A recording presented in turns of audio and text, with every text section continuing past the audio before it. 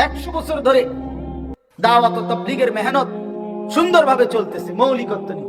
যখনই ওই ভণ্ড সাদ, এই ভণ্ড যখনই নিজের মতবাদ এটার মধ্যে ঢুকাইতে চাইছে, তখনই গঞ্জাম লাগছে। এজন্য এই কথা স্পষ্ট বেটা। এর আগেও তো এত মুরব্বী গেল, এত বুজুর্গ গেল, কারো কথায় ফেস লাগলো না। তোর কথায় ফেস লাগে কেন? তোর বেলায় এসে কাজে লাগলো কেন?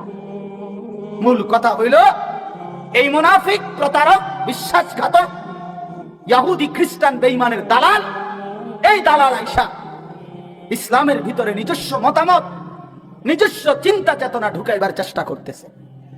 এই জন্য এই সাদ নিঃসন্দেহে ভণ্ড। ভণ্ড এটা।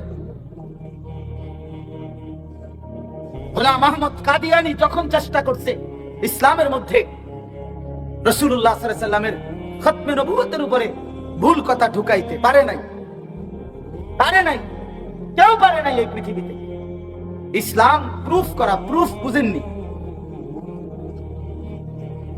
এরকম কাগজের মধ্যে দেখবেন ওয়াটার প্রুফ, মানে এক ধরনের উপরে লেমিনেটিং করে প্লাস্টিক, এটা তার পানিতে ভিজে না। কথা বুঝেন নাই? তো এটারে কি কয়? Water proof.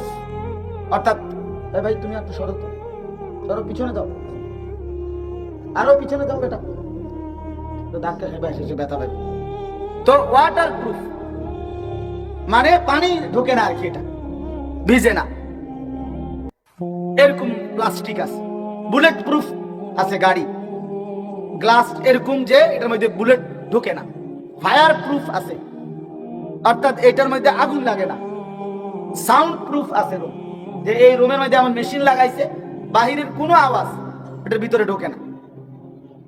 তো আল্লাহ তাআলা কোরআন এবং সুন্নাহ, ইসলামকে এভাবে প্রুফ করে দিয়েছেন যে এটার মধ্যে কিয়ামত পর্যন্ত কোনো বাতিল, কোনো গোমরাহ, কোনো ভুল ভ্রান্তি, কোনো ভুল আকীদা এটার ভিতরে ঢুকাইয়া এটাকে সালাইয়া দিব যে না, ইসলাম এমন ধর্মের নাম না, কোরআন এমন কিতাবের নাম না, পারবে না এটা কোনোদিন। বা ইন্না লাহু লাহাফিজুন, আল্লাহ তাআলা বলছেন এটা হেফাজতের জিম্মাদারি আমি আল্লাহ নিজে নিলাম।